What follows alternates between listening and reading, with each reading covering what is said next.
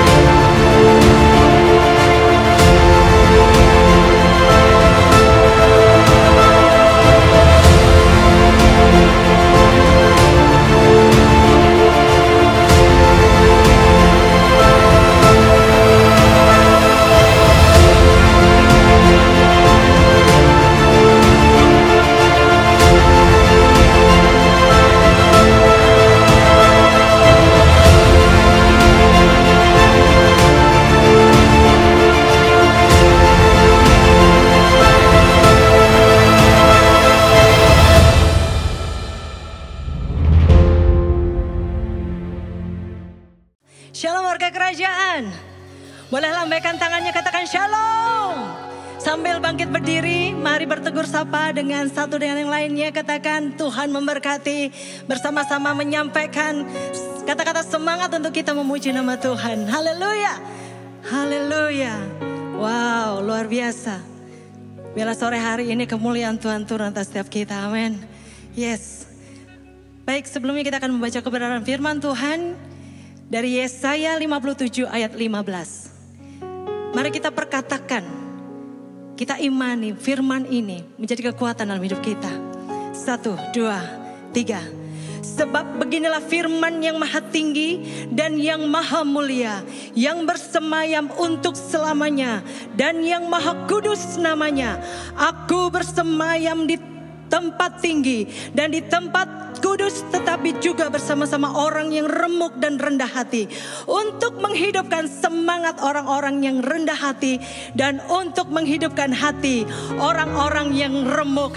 Saya percaya kita semua dikuatkan, diberikan kemampuan oleh Tuhan. Firman-Mu ya dan amin. Terima kasih Tuhan, Kami percaya bahwa apa yang kami perkatakan saat ini Tuhan menjadi kekuatan baru atas setiap hidup kami. Tuhan Yesus, kami percaya kasih karunia-Mu menyertai kami Tuhan. Di sore hari ini kami bawa hidup kami, penyembahan kami sepenuhnya dalam tangan-Mu. Engkau yang berdaulat Tuhan atas pujian penyembahan kami. Kiranya Engkau Tuhan disenangkan. Kami muliakan nama-Mu, Raja segala Raja. Kami agungkan Engkau, sebab Engkau yang berdaulat atas segalanya Tuhan. Dimuliakan nama-Mu Yesus Tuhan. Haleluya, haleluya, amin. Terima kasih Yesus Tuhan.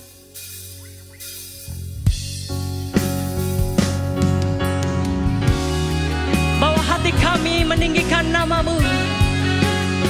Engkau Raja segalanya bagi hidup kami. Terima kasih Tuhan. Haleluya.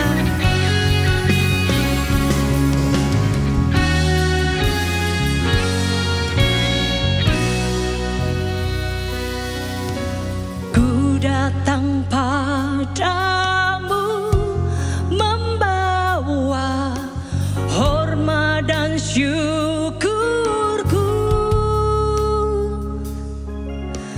Kaulah kebanggaanku, penyelamatku yang hidup.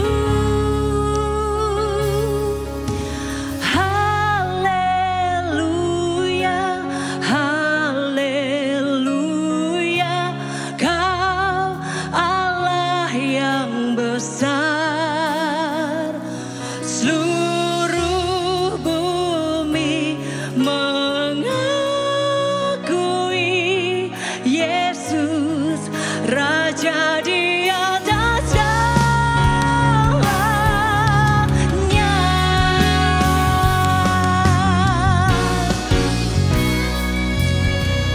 Ku datang padamu membawa hormat dan syukurku.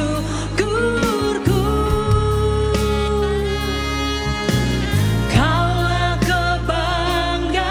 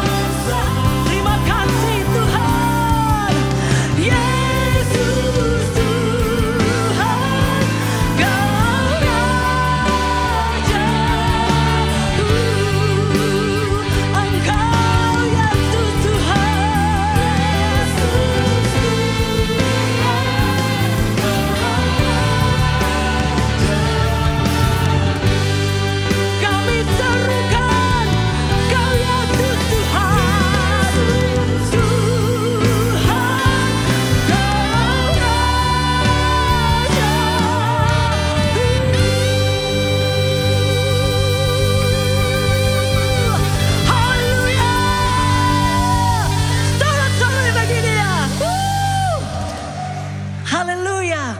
Malaikat surga bersuka cita bersama dengan kita. Amin. Dari tempat ini ada sukacita yang baru. Kekuatan yang baru daripada Tuhan. Haleluya. Come on. Hey. Kami naikkan pujian bagi Engkau Tuhan.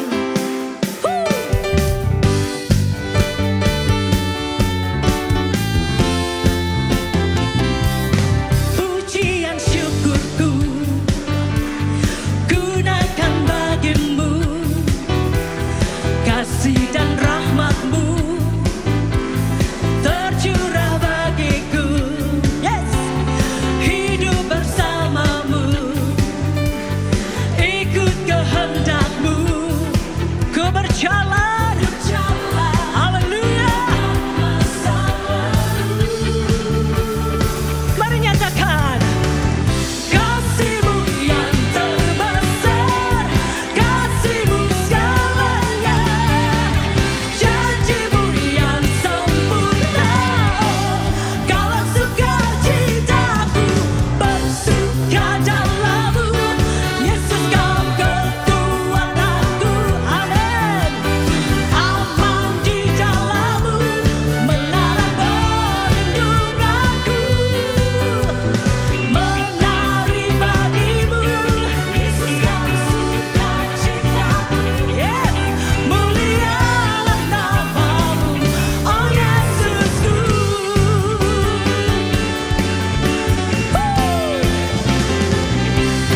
Pujian syukurku, yes, gunakan bagimu.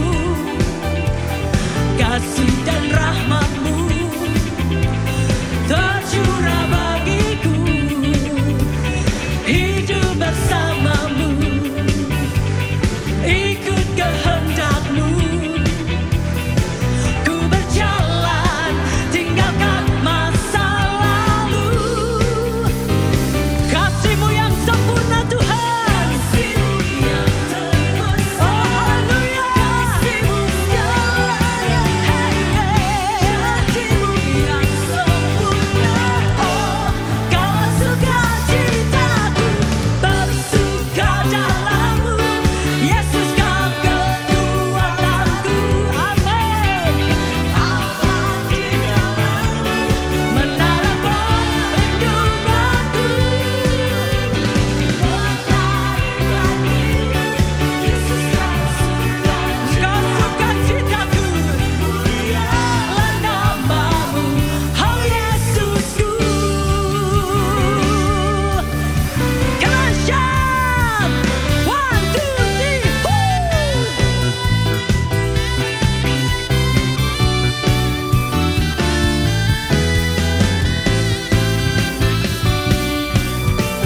Thank you Jesus. Come on. Kasih-Mu yang sebesar, kasih-Mu segalanya, janji-Mu yang sempurna. Oh, kalau sukacitaku bersuka dalam-Mu, Yesus Kau kekuatanku. Aman di dalam-Mu, menara perlindunganku. Menari bagimu, sukacitaku. Mulialah nama-Mu. Oh, oh, oh, oh, bersuka dalam-Mu, Yesus Kau kekuatanku. Menara perlindunganku. Menari bagimu, amin. Kaulah sukacitaku, mulialah nama-Mu, oh Yesusku.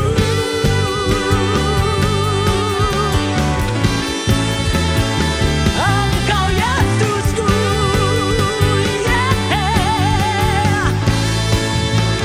Sukacitaku, amin. Haleluya. Saudara yakin bahwa Anda semuanya di sini adalah lebih daripada pemenang. Nyatakan Allah kita hebat, Yesus kita dahsyat. Haleluya. Yes.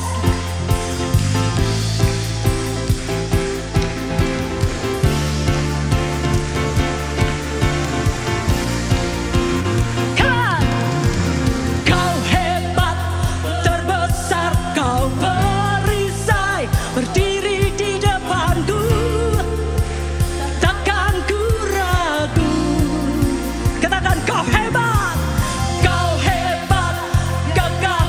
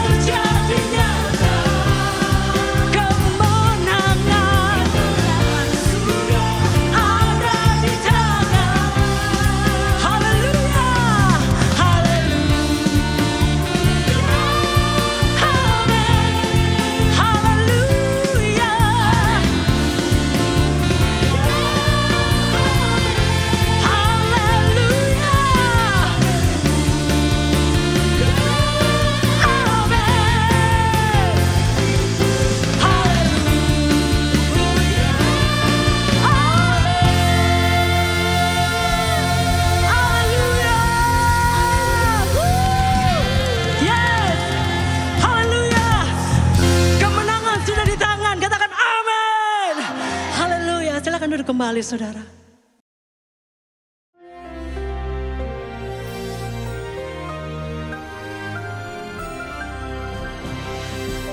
Bagi kita yang menyembah Allah yang hidup di dalam Allah, di dalam Yesus Kristus, kita tahu bahwa dia juga selain bekerja dengan yaitu Kairos, dia bekerja dengan Kronos. Sebagai contoh, saya mau terangkan kenapa tentang tanggal 17 bulan Nisan itu begitu penting. 14 bulan Nisan adalah Pesah, pelepasan daripada perbudakan Mesir, masuk dalam kemerdekaan anak Allah. Tapi tanggal 17 bulan Nisan kalau kita lihat dalam kitab Kejadian misalnya, itu adalah saat di mana Bahtera Nuh mendarat di Gunung Ararat. Ararat artinya the curse is reversed, yaitu kutuk itu dibalikkan, saudaraku. Menjadi apa? Menjadi berkat. Saudara yang kasih Tuhan, itu yang dilakukan Yesus Kristus. Dia menanggung kutuk. Dia sengaja memilih kematian di atas kayu salib. Itu kematian yang paling terkutuk, tergantung atas langit dan bumi. Dan saudaraku, supaya apa? Supaya berkat Abraham sampai kepada bangsa-bangsa lain. Tanggal 17 Nisan yang lain adalah ketika bangsa Israel melalui Laut Teberau. Ini suatu yang sangat dramatis dan ini bukan dongeng. 17 bulan Nisan dan saat penguburan Firaun dan seluruh tentaranya di dalam Laut Teberau itu, Yamsyub. Tetapi juga saudaraku, tanggal yang sama adalah tanggal di mana bangsa Israel menyeberangi sungai Yordan untuk masuk ke tanah yang dijanjikan, dipimpin oleh Yosua. Yosua dan Yesus itu nama yang sama. Artinya the God of the saving cry. Kara. Saudaraku, He's still the God of the saving cry. Ketika orang berkata Yesus masuk ke Yerusalem, Hosana. Apa itu Hosana itu? Save us. Selamatkan kami. Dan pada tahun ini begitu banyak kesulitan, tapi Allah kita yang telah bangkit, namanya Yeshua, the God of the saving cry. Dan satu lagi yang paling penting yang kita baru rayakan minggu yang lalu adalah kebangkitan Yesus Kristus dari antara orang mati. Firman Allah mengatakan dia telah turun ke bumi yang paling bawah. Bukan neraka ya, tapi dunia orang mati di dalam bumi. Dan dia melepaskan para tawanan. Dan dia naik ke surga, yaitu 40 hari kemudian, saudaraku. Ya, 40 hari kemudian. Dan 10 hari kemudian, perayaan Pentakosta. Roh Kudus datang. Dan bangkitlah gereja Yesus Kristus. Jadi sekali lagi, the curse will reverse into blessing. Dan juga saudaraku, laut kematian, laut Teberau diseberangi. Saudaraku, Yarden itu artinya menurun. Atau juga sungai kematian dilewati juga. Dan terakhir, kebangkitan Yesus Kristus yang merubah dunia. Cuma ada satu manusia yang adalah Allah menjadi manusia. Banyak orang mau ngaku jadi Tuhan. Saat ini di India ada seorang wanita mengatakan dia seorang dewi. Dan banyak orang nyembah dia, saudaraku. Dan itu semua, saudaraku, tidak benar. Karena cuma ada satu yang bisa bangkit dari kematian. Karena itu jangan lupa bahwa kalau Yesus dibangkitkan, kita juga akan mengalami kebangkitan. Bukankah itu luar biasa, saudaraku? Kita akan dilepaskan dari perbudakan dunia ini, Mesir. Dan kita juga akan mengalami kemenangan demi kemenangan di tanah yang dijanjikan. Dan satu lagi, kita tidak perlu takut lagi kematian karena ada resurrection factor. Saya ketemu seorang teman saya, seorang ibu dari Filipina. Waktu kita kenalan, saya bilang, my name is Timotheus Arifin. Dia bilang, my name is Rex. Ya, saya kaget, menarik ini Rex ini. Rex itu kalau bahasa Latin raja kan, tapi ternyata namanya resurrection, saudaraku. Resurrection kalau lafal Filipina resurrection, kebangkitan. Mungkin ada saudara teman kita namanya Anastasia, itu juga kebangkitan. Kiranya kuasa kebangkitannya bekerja pada kita. God bless you. Amin. Shalom warga kerajaan. Di dalam 1 Raja-Raja pasal ke-17, kita membaca sebuah kisah mengenai Nabi Elia dan seorang janda di Sarfat. Di mana pada saat itu Nabi Elia sangat lapar dan dia membutuhkan makanan. Dan dia meminta kepada seorang janda. Janda tersebut dalam kondisi yang sangat kekurangan. Di mana dia hanya memiliki sedikit minyak dan sedikit tepung. Akan tetapi dia membuat sebuah roti dan memberikan roti pertamanya kepada Nabi Elia, dan sisanya baru dinikmati dia bersama keluarganya. Dalam hal ini ada dua hal yang kita pelajari. Yang pertama adalah kita melihat bahwa janda tersebut tidak egois dan dia sangat murah hati, di mana dia memberikan roti pertamanya itu kepada Nabi Elia dan sisanya baru dia nikmatin. Dan ini kita melihat kemurahan hatinya sungguh luar biasa. Hal kedua yang akan kita pelajari dalam hal ini adalah janda tersebut sangat percaya akan janji-janji Tuhan. Buli-buli dan tempayannya tidak pernah kosong. Hari demi hari, bulan demi bulan selalu terisi. Dan dia percaya Tuhan tidak pernah meninggalkannya.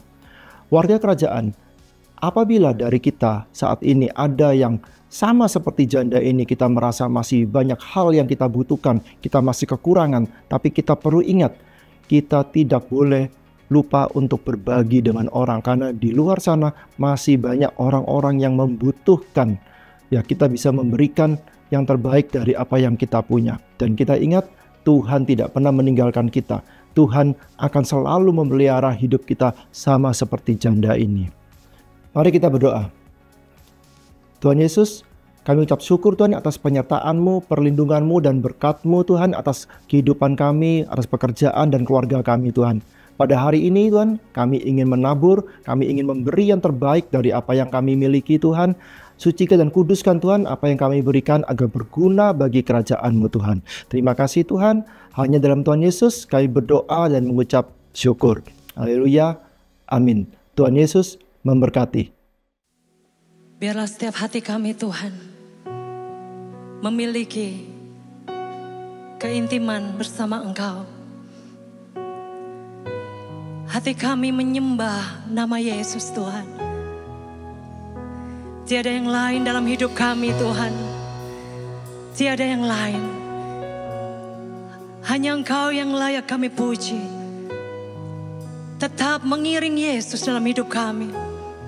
Mari bersama-sama kita naikkan pujian, penyembahan di hadapan Tuhan. Besar Engkau Yesus Tuhan. Besar Tuhan. Dimuliakan nama-Mu, ditinggikan Tuhan. Kau Rajaku, kekuatan hidupku, Yesus Tuhan. Sebab tiada yang lain, sekali Yesus kami nyatakan, tetap Yesus dalam hidupku Tuhan. Kami sembah, kami tinggikan nama-Mu. Oh Yesus, kami pujikan, kami sembah. Ku bawa hatiku Tuhan, ku bawa hidupku menyembah-Mu. Yesus, Yesus,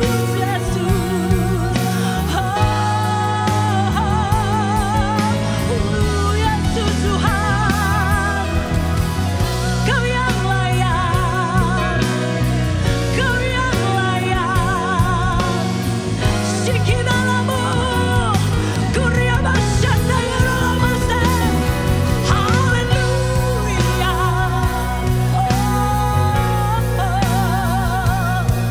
Kirabashandayarama, Kuribitashakaralalamase. Haleluya. Hidup kami milik-Mu Tuhan. Bawa hati kami menyembah Engkau Yesus. Mengiring-Mu seumur hidupku. Ini nyatakan Tuhan, Kami nyatakan Yesus, kehendakku terpancar kasih-Mu Yesus. Lebih lagi bagi dia, harapanku hanya di dalam-Mu. Bersama-Mu Tuhan, jadikanku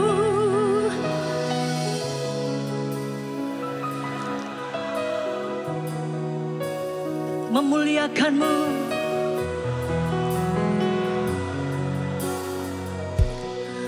Mengiring-Mu seumur hidupku. Rencana-Mu Bapa, pikiranku, kehendakku ku serahkan. Harapanku di dalam-Mu Tuhan. Bersama-Mu Tuhan, jadikanku untuk memuliakan, muliakan-Mu. Yes, Engkau Yesus, kekuatan hidupku. Amin. Kekuatan di jiwaku, amin. Ketenangan batinku ada dalam hadirat-Mu. Ku menyembah-Mu, oh Yesus. Tersungkurku di kaki-Mu, rasakan hadirat-Mu. Oh Tuhan, takkan ku melepas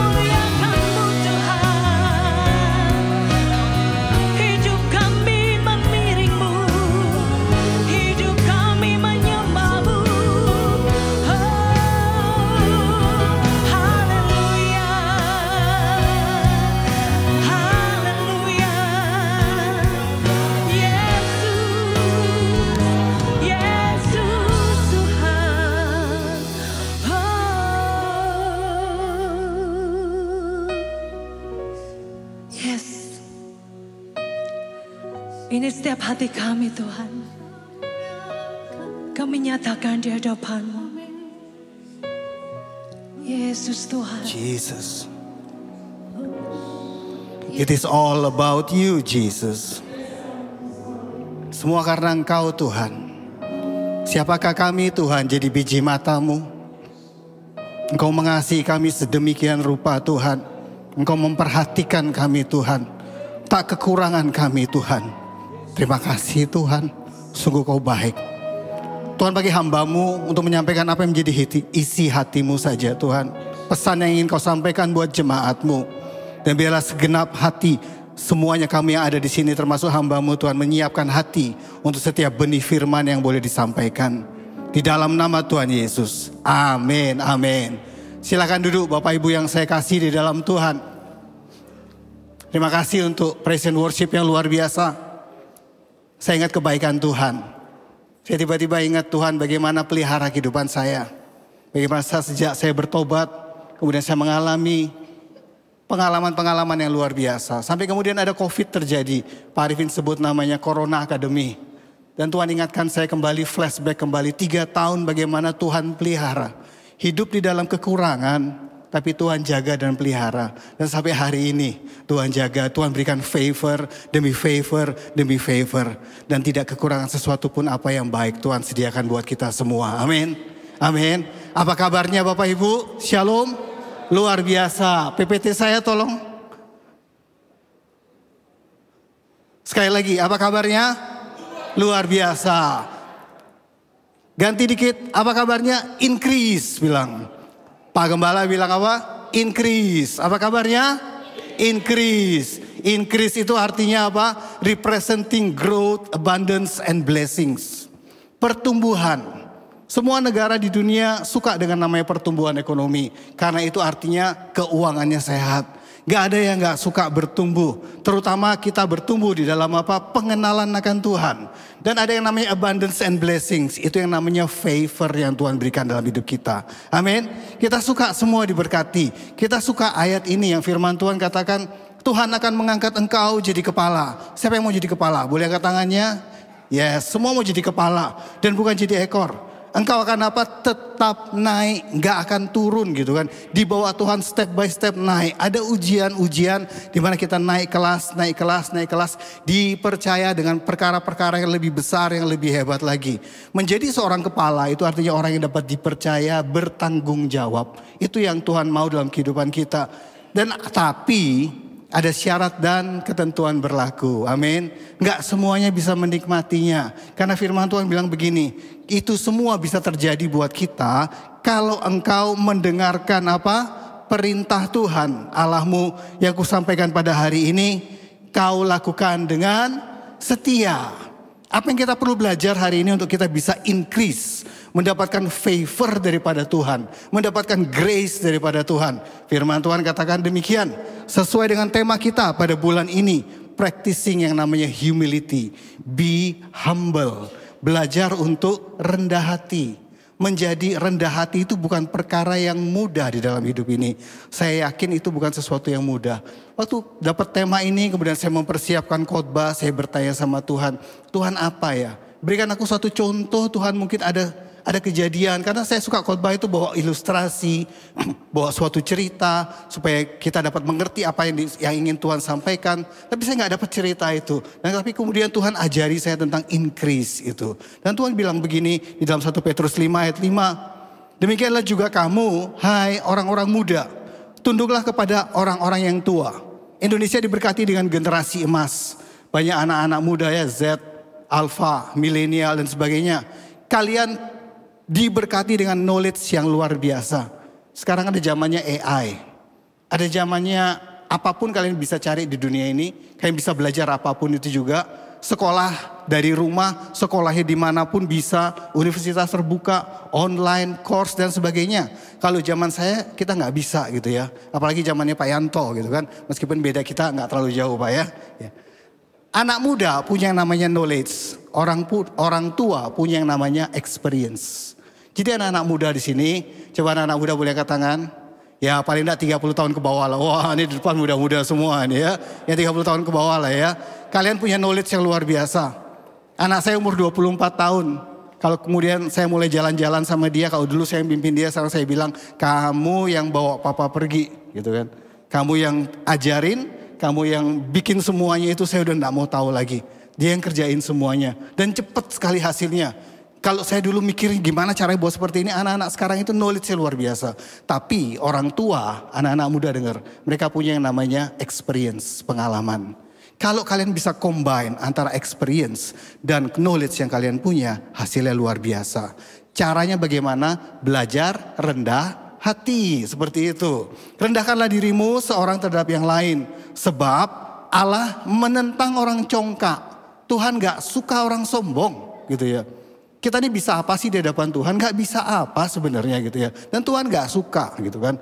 Tetapi mengasihani orang yang apa? Rendah hati, bahasa Inggrisnya grace to the humble gitu.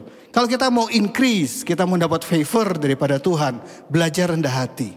Mau dapat favornya Tuhan, firman Tuhan katakan grace to the humble. Diberikan favor, kasih karunia, favorit jadi favoritnya Tuhan. Buat siapa? Buat setiap kita yang rendah hati, yang mau dibentuk oleh Tuhan, yang mau untuk saling mengasihi, menghormati sesamanya dengan yang lainnya. Kata favor itu juga kita biasa bilang favorit gitu ya. Jadi favoritnya. Karena anak saya satu, meskipun saya punya anak 3 juga, tetap mereka favorit saya. Tapi percayalah, menjadi favoritnya Tuhan itu enaknya luar biasa.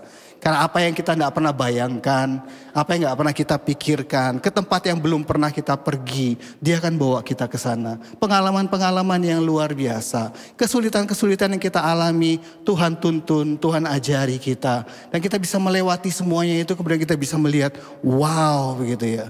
Waktu tadi nyanyi puji-pujian seperti itu, Tuhan ingatkan kembali pada saat saya COVID.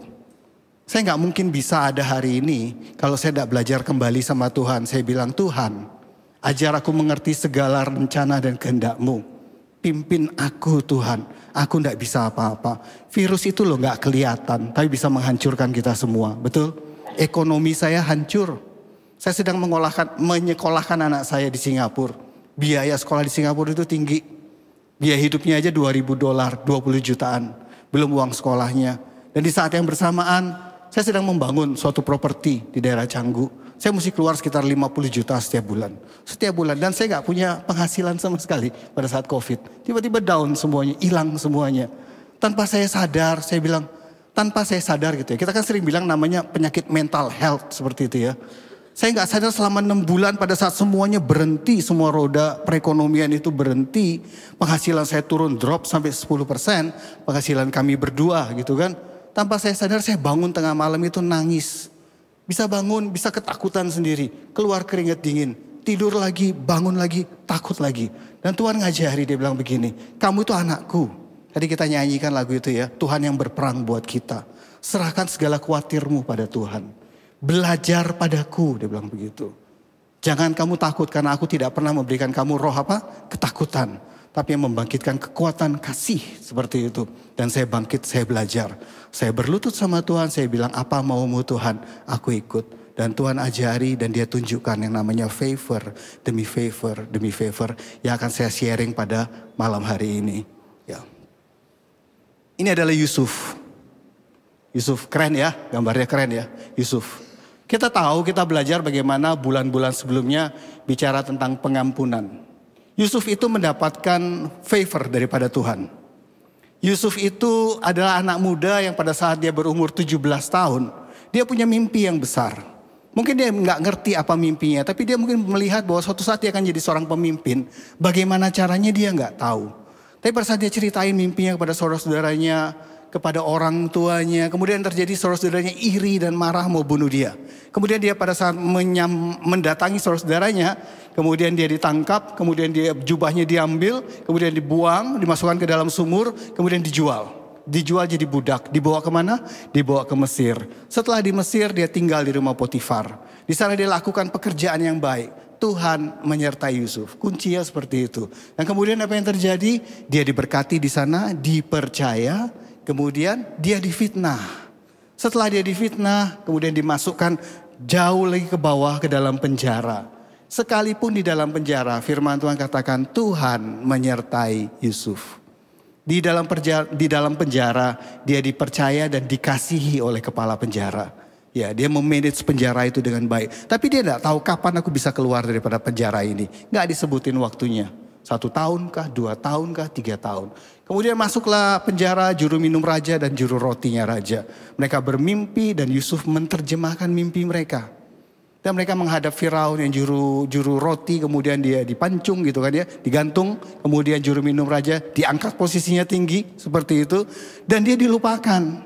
Yusuf bilang begini kan, kalau kamu nanti sudah keluar, tolong ingat aku, dia bilang begitu. Dia berusaha pakai kekuatannya untuk dia menolong dirinya sendiri. Tapi itu belum waktunya. Sampai kemudian Firaun bermimpi. Itu adalah momen di mana proses yang dialami oleh Yusuf, yang Tuhan sedang bentuk dia, itu sudah selesai. Dan kemudian kita belajar daripada 2 bulan yang lalu, yang dia lakukan adalah, by the way, yang nama arti daripada kata Yusuf itu artinya adalah increase, favor. Silakan cari di AI, di Google. Arti kata Yusuf itu double blessing dan increase. Yusuf ini ngalami yang namanya favor dan increase daripada Tuhan. Kemudian kita tahu forgive and forget. Pak Arifin, Pak Frankie sering menyampaikan itu, forgive and forget ya. Pada saat dia lepas dari penjara, dia diangkat tinggi ke dalam suatu posisi, cuman di bawahnya Firaun. Kemudian pada saat dia punya anak, diberikan nama anaknya Manasye, yang artinya apa? Allah telah membuat lupa atas penderitaan. Dia lupa atas semua penderitaannya selama 13 tahun.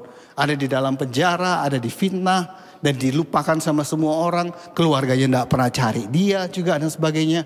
Dia tidak pernah tahu seperti itu. Tapi dia melupakan, Tuhan yang buat dia lupa penderitaannya. Kemudian dia pada saat anaknya yang kedua lahir diberi nama Efraim, berbuah 2 kali lipat, double blessing. Efraim namanya artinya adalah berbuah 2 kali lipat, double blessing. Pada saat dia forgive and forget, kemudian apa yang dialami? Yang dialami adalah fruitful and favor dialami. Itu yang namanya increase yang Tuhan kasih dalam kehidupannya. Tapi prosesnya itu cukup berat apa yang dialami. Tapi di dalam proses itu dia bertahan. Dia tetap percaya sama Tuhan. Fruitful and favor, blessing through forgiveness. Dia melepaskan berkat, dia melepaskan pengampunan buat saudara-saudaranya. Dia melupakan segala apa yang pernah mereka lakukan. Diterima semuanya, diberikan tanah yang terbaik di Mesir. Dipelihara dengan baik di sana. Saat seluruh Mesir dan seluruh negeri itu kekeringan, kekurangan makanan, mereka diberkati luar biasa oleh Yusuf. Yusuf menerima berkat daripada Yakub bapaknya. Kalau kita baca di dalam kitab Kejadian 49 ayat 22 sampai 26. Berkat Yakub kepada anak-anaknya, Yusuf menerima berkat yang luar biasa. Dia dikatakan sebagai pohon yang buahnya banyak. Pohon yang ditanam di tepi aliran air, yang nempel sama sumbernya. Dan dahannya itu menjalar kemana-mana dan menghasilkan buah yang banyak. Untuk dia menikmati berkat buahnya dan menjadi berkat bagi orang lain. Kemudian dikatakan dalam penderitaan tetap kuat. Sekalipun banyak masalah, sekalipun proses yang datang kepadanya bertubi-tubi, dia tidak goyang, dia tidak menyerah, dia tetap kuat. Kemudian diberkati dengan pertolongan dan perlindungan Tuhan. Amin. Siapa yang mau diberkati dengan pertolongan dan perlindungan Tuhan? Hari-hari ini, bulan-bulan kemarin hujannya tidak karu-karuan di Bali, angin lebat, dahan jatuh, ada pohon jatuh kena mobil, orang kecelakaan, meninggal dan segala macam. Kita cuma bisa berdoa, Tuhan lindungi kami. Dan Tuhan berikan perlindungan itu buat kita semua. Amin. Kemudian di salah satu villa yang dimana tempat saya bekerja, itu ada angin entah gimana caranya dari halaman, kemudian dia masuk naik ke dalam plafon. Dari plafon karena nggak ada tempat untuk keluar, ngubek-ngubek di atas plafon. Kemudian plafon itu runtuh semuanya jatuh. Nggak ada bukan cuma satu potong seperti itu. Satu ruangan kamar itu runtuh ke bawah. Puji Tuhan nggak ada orang hari itu. Kalau ada orang saya tidak tahu apa yang terjadi. Kita butuh perlindungan daripada Tuhan. Dan Tuhan berikan perlindungan buat orang yang dikasihinya. Yang mau belajar untuk rendah hati. Kemudian yang nomor 4. Berkat yang melimpah. Yakub memberkati dia dengan berkat yang dari langit di atas dan samudera raya. Dia terima blessing yang luar biasa dalam kehidupannya. Tapi dia ngalami yang namanya proses gitu kan. Dia ngalami hidupnya itu dibentuk oleh pada Tuhan. Dan dia bilang all about God. Pada saat dia menghadap Firaun, kemudian Firaun bertanya, bagaimana kamu bisa menerjemahkan mimpi itu? Dia bilang semuanya karena Tuhan. Pada akhirnya semua karena Tuhan. Kita bisa berhasil hari ini semua karena Tuhan. Kita dalam proses hari ini kita melihat bagaimana pertolongan Tuhan yang ajaib terjadi di tengah-tengah kita. Itu semua karena Tuhan. Kalau keluarga kita harmonis, diberkati, itu semua karena Tuhan. Sekalipun juga kita ada dalam ujian, tantangan hari ini, dan kita sedang menghadapi proses-proses yang luar biasa, percayalah Tuhan beserta dengan kita, sama seperti Dia menyertai Yusuf. Dan Tuhan memberikan kelegaan, kelepasan buat kita semua. It's all about God. Proses yang dialami enggak mudah. Maleakhi 3 ayat 23. Kita akan belajar tahun ini bagaimana kita mempersiapkan diri kita menghadapi datangnya Tuhan kembali. Siapakah yang dapat tahan akan hari kedatangannya? Dan siapakah yang dapat tetap berdiri apabila ia menampakkan diri? Ia seperti api tukang pemurni logam dan seperti sabun tukang penatu. Ia akan duduk seperti orang yang memurnikan dan mentahirkan perak. Dan ia mentahirkan orang Lewi, menyucikan mereka seperti emas dan seperti perak. Supaya mereka menjadi orang-orang yang mempersembahkan korban yang benar kepada Tuhan. Hari-hari ini kita belajar, kita diproses. Dan proses yang kita pelajari hari ini adalah bagaimana kita belajar rendah hati. Saya ini pekerjaan saya adalah silver jewelry. Saya punya bos, seorang desainer. Dan saya mengerjakan bagian produksinya. Kalau saya lihat tukang saya bikin emas, bikin perak gitu. Kita jarang bikin emas, tapi bikin perak gitu kan ya. Saya lihat bagaimana kalau cuman dari 925 ke 925 sterling silver istilahnya ya. Itu cuma dilebur itu biasa. Cuma dipanasin, dimasukkan ke dalam suatu tungku, dipanaskan dengan suhu tertentu, dia akan meleleh, kemudian dia akan cair, kemudian dituang di suatu tempat, kemudian jadilah perak itu tapi masih 925. Tapi untuk jadi perak murni 100% itu butuh waktu yang lebih lama. Itu butuh waktu, butuh biaya juga yang jauh lebih tinggi. Dan itu yang sedang terjadi dalam kehidupan kita. Zaman dulu itu tidak ada caranya mereka tahu bagaimana perak itu 925 atau perak itu 100%. Kalau sekarang itu sudah ada alatnya kayak scale seperti itu. Maupun emas maupun perak kita masukkan ke dalam timbangan. Tek gitu ya. Dari berat jenisnya itu ketahuan karatnya. Tapi zaman dulu kan gak ada gitu ya. Nah bagaimana zaman dulu orang yang memurnikan perak itu tahu bahwa perak itu murni. Pada saat perak itu pada saat si tukang perak itu bisa melihat wajahnya dari perak yang dia sedang murnikan. Itu artinya perak itu sudah murni. Dan kalau Tuhan sedang bentuk kita hari-hari ini, mengajari kita untuk belajar rendah hati. Proses itu akan terjadi dan berhenti pada saat apa? Wajah Tuhan terlihat di mana? Di wajahnya kita. Kita menjadi serupa dengan Kristus. Itu yang Tuhan mau dalam kehidupan kita. Proses itu tergantung kita maunya seperti apa. Suka-sukamu Tuhan gitu ya. Silahkan Tuhan. Apapun yang kau mau kau pakai silahkan Tuhan. Saya masih ingat saya kebetulan ingat ini. Pak Daniel Januar, saya panggilnya Kodan. Sekali waktu pernah menceritakan suatu ilustrasi yang cukup menarik. Dia bilang begini, ada 3 orang lah ya. Saya mungkin sama Pak Yanto, sama Pak Agung datang kepada Tuhan. Tuhan, ini aku, ini kami mau serahkan hidup kami. Pakai kami, bentuk kami. Gitu kan. Tuhan bilang, oke, silahkan. Saya datang duluan. Saya ambil sebagian kecil daripada tubuh saya gitu ya. Kurang lebih mungkin ya ukuran segenggam tangan ini. Ini Tuhan aku kasih. Oke. Kemudian Pak Yanto datang, dia bilang, ngasihnya kecil banget ya. Gedean dikit ya aku gitu kan. Kira-kira lumayan besar, beberapa kalinya dikasih. Kemudian Pak Agung datang kepada Tuhan. Dia bilang, Pak Agung mau kasih berapa? Pak Agung bingung, berapa ya? Pak I ngasih kecil, Pak Yanto agak gede. Ini aku deh Tuhan semuanya aku kasih. Gitu. Nah waktu proses terjadi, pembentukan terjadi. Kemudian Tuhan datang, dia panggil gitu, sini ini punyamu. Dikasih mangkok porselin orang minum teh itu ya. Yang kecil, bagus sih, bagus. Cantik gitu kan ya, luar biasa. Wow makasih Tuhan. Kemudian Pak Yanto dipanggil. Pak Yanto datang sini, ya ini punyamu. Jadinya apa? Jadi vas bunga yang luar biasa indahnya. Luar biasa dibentuk porselinnya gitu kan ya. Kemudian saya lihat kan kenapa punya dia jauh lebih bagus daripada punya aku yang kecil begini gitu kan ya. Kemudian waktu Pak Agung dipanggil. Tahu apa hasilnya? Pernah lihat di rumahnya orang-orang yang kaya, yang super rich itu. Kalau ada di dalam ruang tamunya ada porselen yang tinggi besar. Yang harganya ratusan juta. Yang dihiasi dengan emas sekelilingnya. Ada lukisan-lukisan yang indah. Ada begitu luar biasanya.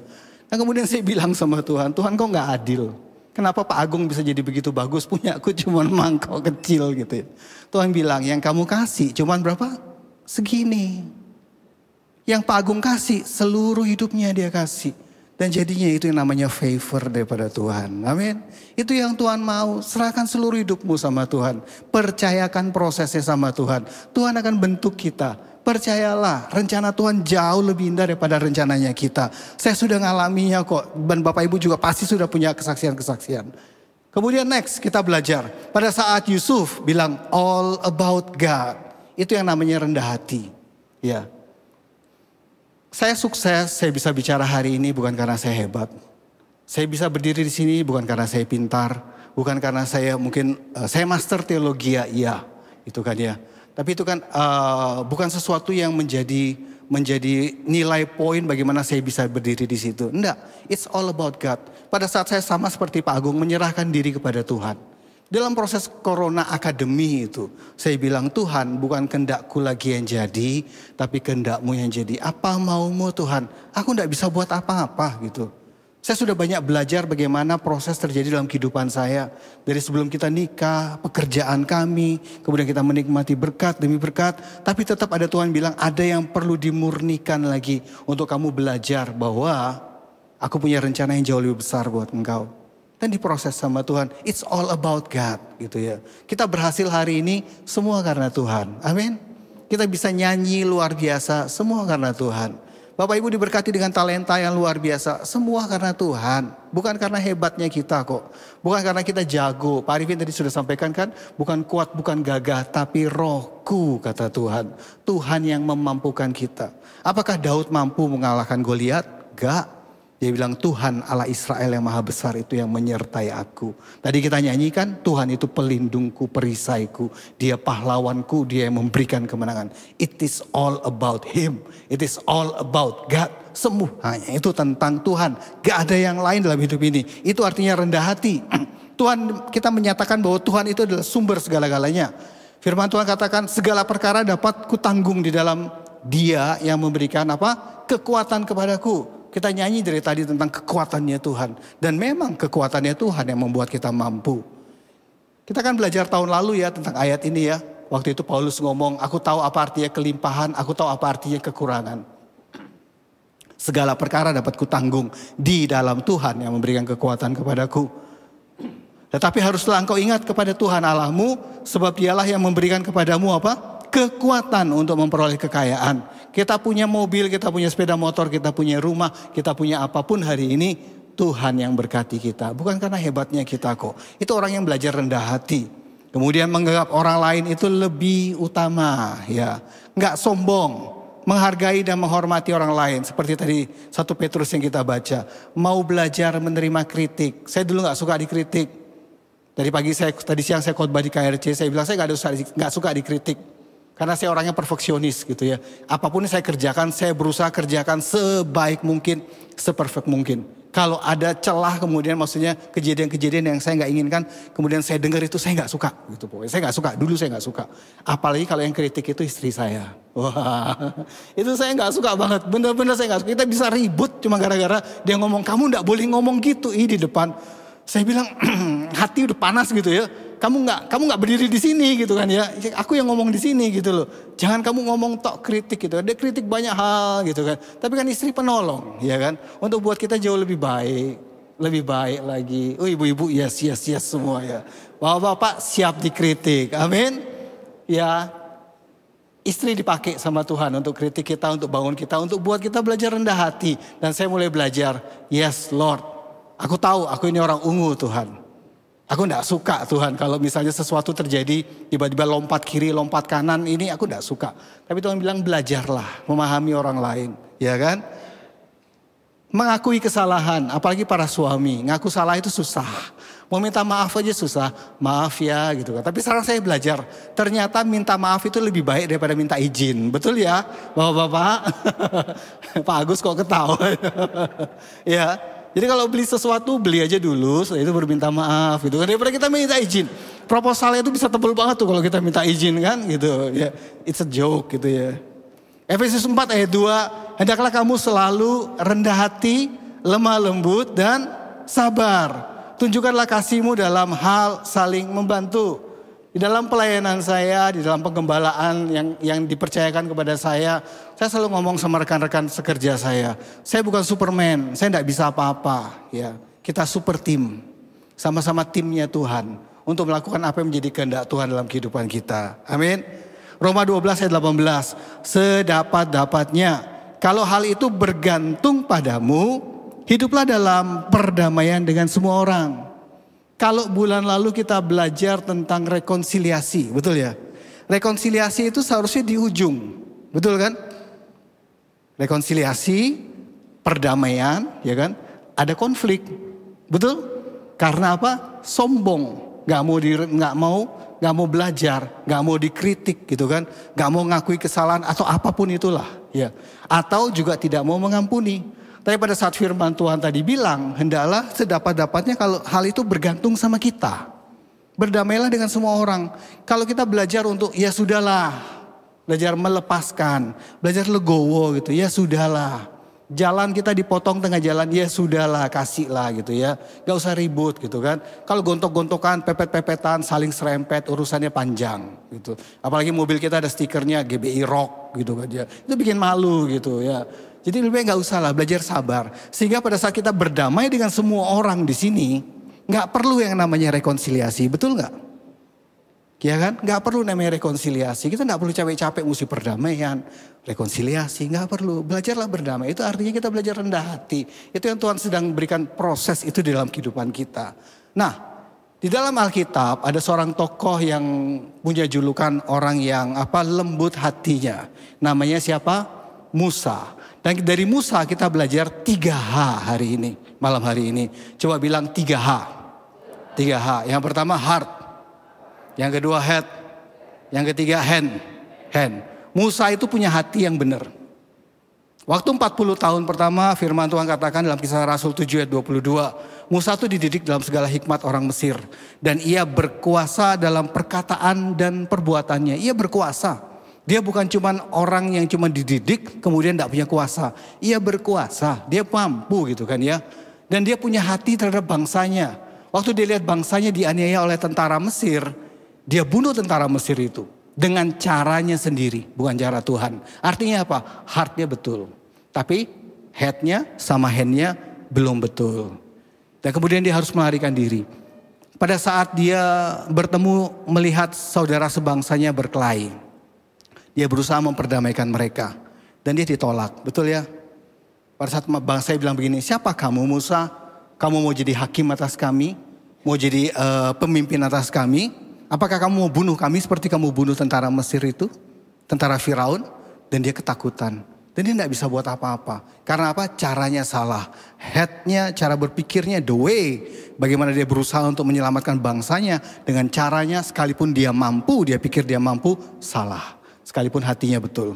Tapi kemudian dia harus melarikan diri ke Midian. Kemudian 40 tahun di padang gurun Tuhan bentuk hatinya.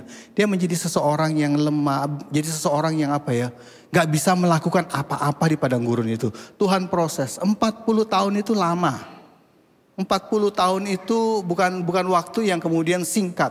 Kalau Yusuf mengalami 13 tahun dalam hidupnya, Musa itu 40 tahun dibentuk sama Tuhan di padang gurun. Menjadi betul-betul zero gitu ya. Dan kemudian terjadilah tahap ketiga dalam kehidupannya, di mana Tuhan mengubah seluruh hidupnya. Hatinya yang betul, yang punya kerinduan untuk dia menyelamatkan bangsanya, Tuhan perlengkapi dengan apa? Dengan pemikiran yang benar, dengan tangan yang dipimpin oleh Tuhan. Dan kemudian terjadilah kita bisa melihat bagaimana Musa membawa keluar bangsa Israel dari Mesir menuju tanah perjanjian. Dan kita lihat bagaimana dia memimpin bangsa itu. Bagaimana kita lihat Tuhan menolong dia. Bagaimana dengan tongkatnya dia menyelamatkan bangsanya. Air keluar, laut terbelah. Kan? Dipimpin oleh Tuhan, ada tiang api, ada tiang awan, luar biasa. Dan dia harus menghakimi, maksudnya dalam arti apa ya? Kalau ada konflik di antara bangsanya, dia menjadi hakim. Dan dia harus belajar mengerti masalah. Kalau Pak Yanto mungkin di wilayah utara 7 mungkin ada sekitar 300 orang. Saya juga di utara 1 ada sekitar 300 orang gitu kan ya. Kalau menghadapi mereka juga butuh capek juga Pak ya, betul ya. Tapi Musa menghadapi jutaan orang. Dilayani satu demi satu. Di situ Tuhan bentuk lagi hatinya. Jadi heart-nya, head-nya, hand-nya semuanya untuk Tuhan. Kasihlah Tuhan Allahmu dengan apa? Segenap hatimu, segenap jiwamu, segenap kekuatanmu. Segenap akal budimu. Apapun yang kamu lakukan, lakukan untuk Tuhan. Itu bicara tentang hand-nya kita. Kalau bicara tentang head, itu bicara tentang apa? Berubahlah oleh pembaruan budimu. Jangan serupa dengan dunia ini. Gak usah flexing, gak usah sombong. Belajar rendah hati, itu berubah gitu ya. Jadi pada saat hati kita dirubah, pada saat head kita dirubah, pada saat bagaimana kita melakukan apapun yang Tuhan yang ingin kita lakukan juga berubah. Kita kemudian menikmati perkara-perkara yang besar di dalam kehidupan kita. Amin. Mau? Coba bilang 3H. Yang pertama apa? Heart, hati, kemudian head, kemudian apa? Hand. Ya, itu semuanya dipakai oleh Tuhan. Siapa yang mau dipakai sama Tuhan seperti itu? Semuanya mau. Puji Tuhan.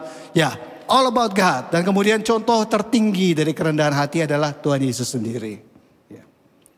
Tuhan Yesus bilang begini, marilah datang kepadaku semua yang letih lesu dan berbeban berat. Aku akan memberikan apa? Kelegaan kepadamu. Saya tidak tahu apa yang Bapak Ibu sedang alami hari-hari ini.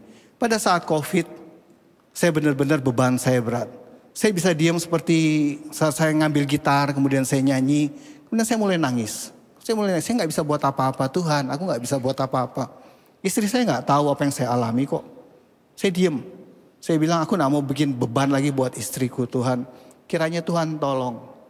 Dan Tuhan bilang come to me, dia bilang begitu. Bapak Ibu mau diproses apapun masalah yang kita alami hari-hari ini. Saya nggak tahu setiap dari kita yang hadir pada hari ini ngalami apa yang sedang terjadi dalam kehidupan. Ada yang mungkin sedang diberkati, ada yang mungkin dalam pergumulan, ada yang sedang sakit, ada yang anaknya, ada yang broken home gitu kan.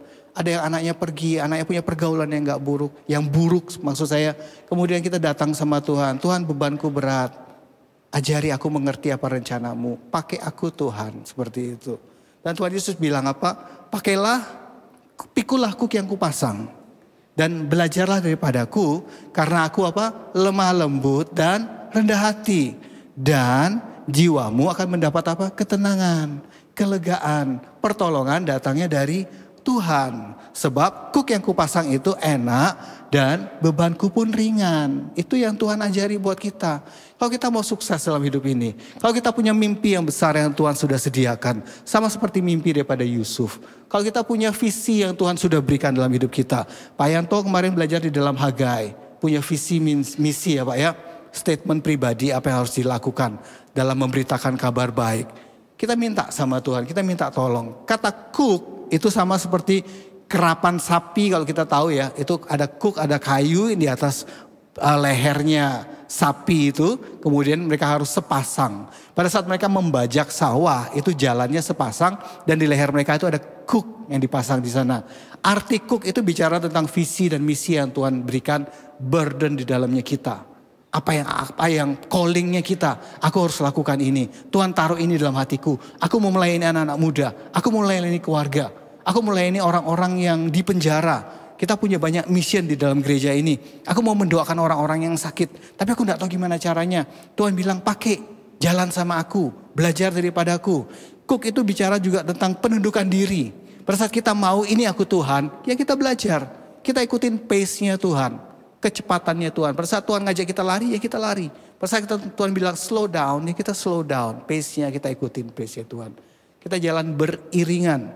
Cook itu bicara tentang apa? Menjadi murid. Karena kita berjalan bersama. Kita belajar dengan guru kita. Kita diajari dalam perjalanan. Saya kalau naik mobil dengan anak saya setiap hari. Jadi pada saat dia sekolah dari TK sampai dia lulus SMA. Setiap hari di dalam mobil. Kan tinggal berdua aja, istri saya kadang-kadang gak ikut. Dan di berdua kan dia gak bisa ngapa-ngapain. Saya yang pegang kontrol semuanya. Tape, musik segala macam. Dan saya selalu matikan dan saya selalu cerita.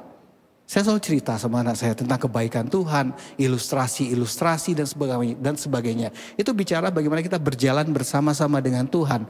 Pakai hook yang Tuhan berikan pada kita dan Dia mengajari kita setiap hari. Kita baca firman-Nya setiap hari, Dia tuntun kita belajar. Kemarin dalam Hagai itu saya sempat sampaikan bahwa pada saat kita berhenti belajar, kita berhenti jadi murid. Gak bisa gitu ya. Kita ini murid Tuhan, seumur hidup kita belajar daripada Tuhan untuk mengetahui rencananya dalam kehidupan kita. Pakai hook yang kupasang kata Tuhan, ikut sama aku. Kemudian Tuhan bilang begini, belajar daripadaku, aku lemah lembut dan rendah hati gitu ya. Yesus itu orang yang begitu mengasihi kita. Karena begitu besar kasih Allah terhadap kita sehingga dikaruniakan anaknya yang tunggal. Tuhan Yesus datang dari sorga mulia mengambil rupa seorang, menjadi sama seperti manusia, mengambil rupa seorang hamba, mengosongkan dirinya dan kemudian taat pada kehendak Bapa, bahkan sampai mati di kayu salib. Dia belajar, Tuhan Yesus tunduk pada kehendak Bapa, ikut apa mau rencananya Tuhan. Kalau kita mau berhasil, mau terima favor dalam hidup ini, belajar dari Tuhan Yesus yang lemah lembut dan rendah hati. Lemah lembut dan rendah hati itu sama seperti dua sisi mata uang, gak bisa dipisahkan. Itu pasti gak mungkin. Gak mungkin orang sombong kemudian dia lemah lembut. Enggak. Pasti dia kasar gitu ya. Lemah lembut dan rendah hati itu dua sisi mata koin yang harus ada dalam kehidupan kita. Tuhan Yesus itu mencerminkan kasih yang penuh pengampunan. Gentle gitu. Enggak menghakimi. Enggak melihat orang kemudian dia menghakimi. Kita sering menghakimi orang lain. Tapi Tuhan Yesus gak pernah menghakimi. Penuh pengampunan, sabar ya kan. Dan perhatian terhadap semua manusia. Kita bisa lihat contohnya tadi Yusuf dan Musa. Dan kalau kita mau mengalami increase di dalam Tuhan, kuncinya untuk berhasil, untuk mendapatkan favor itu, yaitu belajar lemah lembut dan rendah hati. Itu yang Tuhan mau dalam kehidupan kita. Dan sebelum saya akhiri khotbah ini, kita belajar lagi satu, bagaimana rendah hati yang Tuhan bentuk dalam kehidupan kita terhadap hook yang Tuhan kasih dalam hidup ini, itu kan menghasilkan sesuatu yang luar biasa. Ada namanya 3F. Coba bilang sama-sama yuk, 3F. F yang pertama faith. F yang kedua namanya fokus. F yang ketiga fortitude. Fortitude gitu ya. Hook plus lemah lembut dan rendah hati itu bicara tentang faith, trusting beyond yourself. Pada saat saya tidak melihat bagaimana saya bisa keluar dari masalah saya. Pak Arifin kan memberikan suatu firman Tuhan. Bahwa apa yang ada hari ini yang tumbuh itu yang kamu makan. Tahun depan dari apa yang kamu kerjakan itu akan menghasilkan dan kamu akan makan itu. Dan tahun yang ketiga itu akan menghasilkan dan berbuah lebat. 3 tahun. Saya bilang sama Tuhan, Tuhan 3 tahun bisakah aku menyelesaikan semuanya ini? Saya mulai dengan Tuhan. With faith, with God gitu ya. Saya bilang Tuhan pada saat aku sekolahkan anakku di Singapura. Pada saat aku mulai bisnisku ini. Aku mulai bersama-sama dengan Engkau. Sepakat. Saya sama istri termasuk anak saya kita berdoa. Tuhan kalau Engkau gak suruh kami jalan, kami gak jalan. Sama seperti Musa. Musa kan bilang begini. Tuhan kalau Engkau gak sertai kami, aku gak akan jalan. Kalau Engkau sertai baru aku mau jalan. Dan itu yang kita doakan. Dan kita dapat damai sejahtera. Dan kita jalan. Dan pada saat jalan ada masalah seperti itu. Ada COVID. Gimana cara menyelesaikannya? Gak bisa. Sehebat-hebatnya kita gak bisa. Tapi Tuhan yang setia itu. Yang memampukan kita untuk melewati semuanya itu. Amin. Itu butuh namanya faith. Dan kerendahan hati. Saya belajar lebih jauh lagi. Karena kita di rumah terus. Saya dengar YouTube. Saya belajar. Saya ambil kelas ini. Saya ngerti lagi, saya baca buku yang dulu pernah saya baca. Dan saya cuma bisa belajar, Tuhan kalau Engkau yang sudah mulai, Engkau yang selesaikan. Ya, life is a journey gitu kan. Suatu saat pasti ada akhirnya lah seperti itu. Dan rendah hati itu membuat kita menyadari bahwa kita tidak punya jawaban atas semuanya. Bisa tidak kita tanya waktu itu, Tuhan kenapa mesti ada COVID? Gak ngerti, kenapa kok mesti aku yang alami? Saya punya teman-teman anak-anak komsel yang saya tanya, enggak aku diberkati kok ini diberkati aku enggak ya Tuhan gitu kan. Iri juga gitu. Tapi Tuhan bilang aku sedang berproses dengan kamu. Dan kamu akan melihat bagaimana pertolonganku datang tepat pada waktunya. 3 tahun gitu kan ya. Hidup kita butuh bimbingan, kita butuh hikmat dan pertolongan Tuhan. Atas janji yang Tuhan berikan kepada kita. Rendah hati akan membuat kita terbuka untuk belajar dan bertumbuh. Atas faith, atas visi misi yang Tuhan sediakan buat kita. Dan kemudian fokus, staying on the right path gitu. Fokus itu membuat kita mampu menyingkirkan gangguan dan komitmen. Hati-hati para bapak-bapak, hari-hari ini banyak bapak-bapak, pejabat-pejabat dan yang lain-lainnya terganggu dengan yang itu ya. Ya, istri saya bilang kamu hati-hati ya, iya, dia bilang begitu ya. Kamu hati-hati, kamu laki-laki. Pak Arifin kan ngomong, ya. Laki-laki, kita laki-laki hati-hati. Jangan terganggu, jangan terdistract. Pada saat kita diberkati melimpah luar biasa.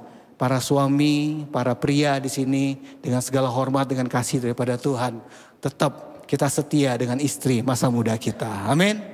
Kita tunjukkan kesetiaan kita. Nggak perlu pamer lah di medsos, tapi kita bisa tunjukkan. Buat apa kita pamer-pamer kalau ternyata ketahuan seperti itu, ya kan? Fokus itu mampu membuat kita menyingkirkan gangguan dan komit pada tujuan hidup. Rendah hati akan membuat kita mampu mengakui salah. Siap dikoreksi, menyesuaikan arah. Saya pernah sharing, saya ini ikut trail running gitu kan ya. Ada Dr. Joyce, ada Pak Agus, tahulah. 2 tahun lalu saya ikut yang namanya BTS, Bromo Tengger Semeru.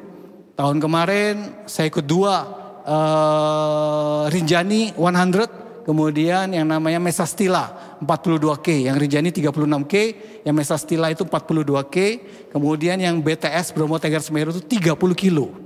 COT-nya cut off time itu 6 jam. Saya udah hitung, jam 6 start, jam 12 selesai.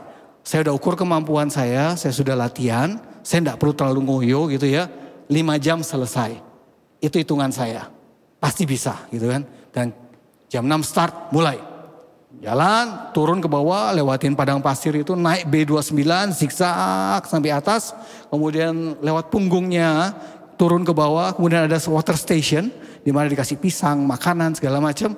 Dari water station itu, tinggal turun ke bawah, ke padang pasirnya lagi. Lewatin savana yang bagus itu, yang di Bromo itu.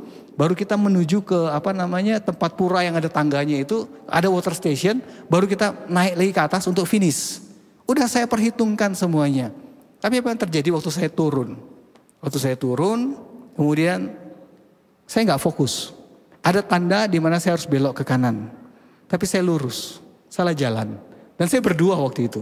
Ada orang yang nggak saya kenal, dia tanya, Pak ini betul jalannya seperti ini? Saya bilang, ya betul. Gitu kan. Wow, pede betul. Kok bisa tahu? Ada jejaknya gitu kan. Karena memang ada jejaknya betul. Tapi itu bukan untuk 30 kilo. Untuk yang 70 kilo gitu kan. Yang muternya jauh lagi gitu. Saya ikutin jalan itu lama-lama kok aneh ya. Gak ada orang sekeliling saya gitu kan ya.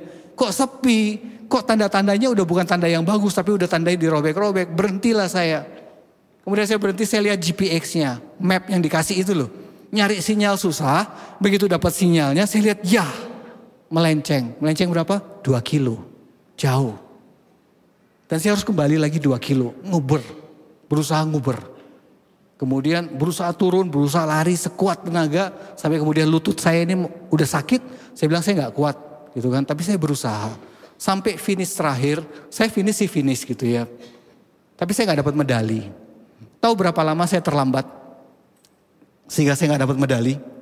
1 menit. Panitia gak mengizinkan 1 detik pun gak akan dapat medali. Karena apa? Saya gagal fokus. Belajar fokus sama apa yang Tuhan sudah berikan sama kita. Supaya apa? Kita tidak melenceng. Kalau di dalam khotbah penghiburan, saya selalu bilang begini. Saya masih bisa mengulangi itu BTS tahun ini. Karena selalu diadakan bulan Oktober. Masih bisa tak ulangi. Kalau saya masih hidup gitu ya. Saya masih bisa ulangi gitu kan. Tapi hidup cuman sekali. Gak bisa kita ulangi kalau kita gagal finish. Perhatikan hidup kita baik-baik. Tuhan mau kita berhasil. Tuhan mau kita sukses. Tuhan mau memberikan favor-Nya buat kita. Tapi belajar rendah hati, itu yang Tuhan mau. Yang terakhir, fortitude. Ini bicara tentang keteguhan hati. Belajar tentang bagaimana kita berjuang. Kalau saya ikut Rinjani yang 36 kilo itu dari Sembalun naik ke puncak. Kelihatan puncaknya deket kok, kelihatan benar deket. Udah naik semakin deket gitu ya. Tapi begitu sudah naik di puncaknya menuju atas, kelihatan dekat, benar kelihatan dekat. Saya nggak bohong, kelihatan. Sekali-sekali boleh coba lah gitu ya. Tapi begitu naik, itu pasir semuanya. Naik 1, 2, 3, turun. Langkahnya turun. Naik lagi 1, 2, 3, turun. itu kalau nggak butuh yang namanya tenaga, semangat, mental gitu kan, nggak bisa sampai atas. Karena di puncak itu baru dapat gelang, gitu kan. Kalau ada dapat gelang itu baru bisa dapat medali di bawah gitu kan. Artinya udah benar-benar sampai puncak gitu kan. Wah, itu perjalanan hampir 3 jam. Dari punggungannya itu, tempat camping biasanya itu naik ke atas itu hampir 3 jam. Dan capeknya luar biasa. Tapi itu butuh yang namanya keteguhan hati. Betul, kita mau naik kan gak gampang memang. Tapi bersama-sama dengan Tuhan. Tuhan yang kasih kekuatan buat kita. Bukan kuat, bukan gagah, tapi rohku kata Tuhan. Pada saat Tuhan bilang kamu aku bentuk untuk belajar rendah hati. Percaya kekuatanmu bukan daripada dirimu sendiri. Tapi aku yang memberikan kekuatan kepadamu sehingga engkau berhasil. Sehingga apapun hasil yang kita terima nantinya. Semuanya itu untuk kemuliaan nama Tuhan. Amin. Dan yang terakhir kita tahu. 1 Petrus 5 ayat 5, bagaimana kita ingin mendapatkan grace to the humble. Tuhan berikan grace to the humble. Dan ada ganjarannya buat orang-orang yang rendah hati. Amsal 22 ayat 4. Ganjaran kerendahan hati dan takut akan Tuhan adalah apa? Kekayaan, kehormatan, dan kehidupan. Kita baca sama-sama ya. Amsal 22 ayat 4. Ganjaran kerendahan hati dan takut akan Tuhan adalah kekayaan, kehormatan, dan kehidupan. Tuhan Yesus memberkati. Saya undang pemain musik. Kita akan perjamuan kudus. Bapak Ibu apakah sudah mendapatkan roti dan anggur? Kalau belum silakan angkat tangan, akan dilayani. Pujian.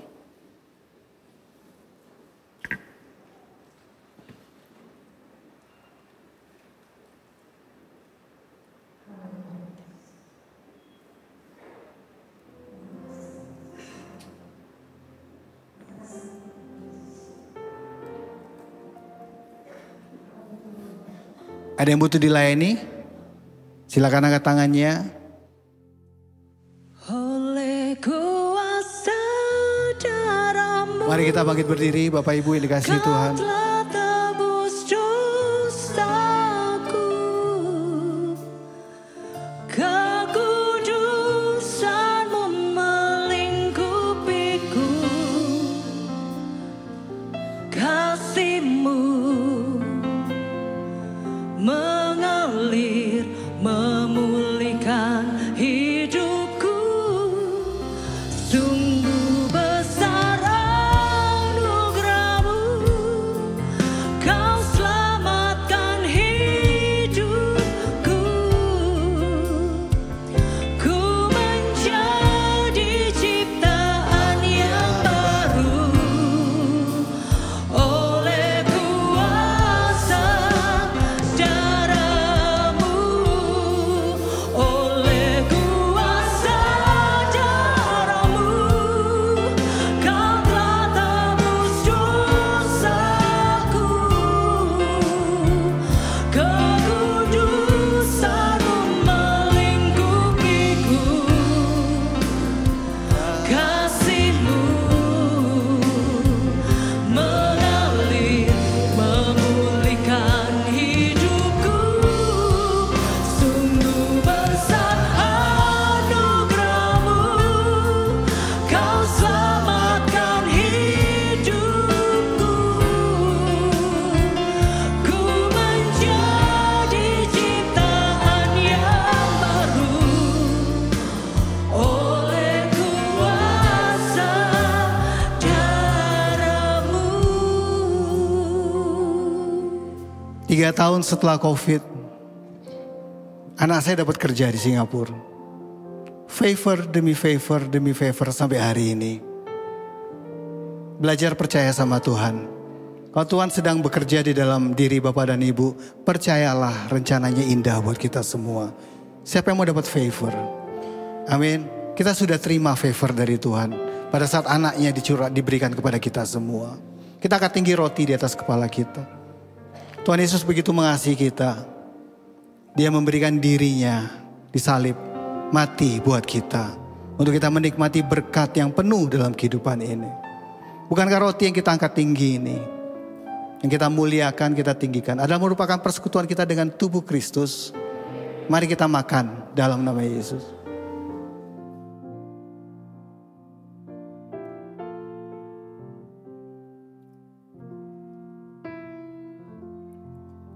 Darahnya tercurah buat kita. Sehingga dosa kita yang merah seperti kirmisi. Gak bisa dibersihkan dengan perbuatan baik kita. Dengan kekayaan kita gak bisa. Cuman oleh darah Yesus. Dia menyucikan kita. Membuat kita putih seperti salju. Menjadi kudus layak di hadapannya. Kita angkat tinggi cawan berisi anggur di atas kepala kita. Kita berikan penghormatan yang tertinggi buat Tuhan kita Yesus Kristus. Bukankah cawan yang kita angkat tinggi ini adalah merupakan persekutuan kita dengan darah Yesus? Mari kita minum dalam nama Yesus.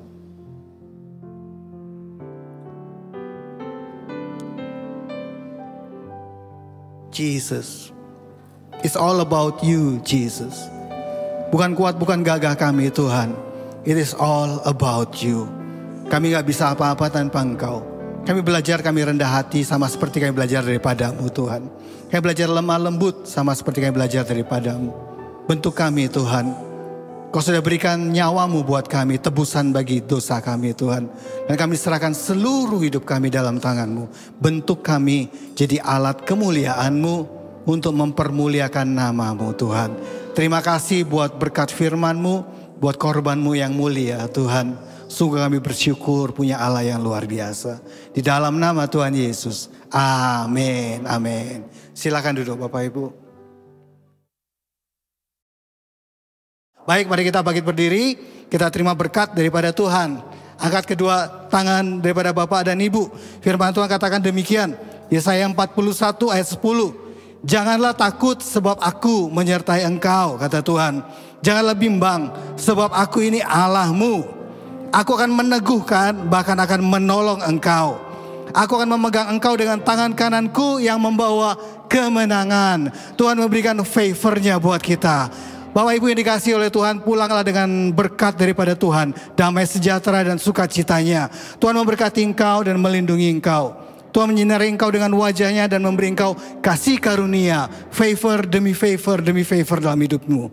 Tuhan akan menghadapkan wajah-Nya kepadamu dan memberikan engkau damai sejahtera, sukacita, kemenangan dan berkat sampai selama-lamanya. Siapa yang percaya, mari kita sama-sama katakan amin. Tuhan Yesus memberkati.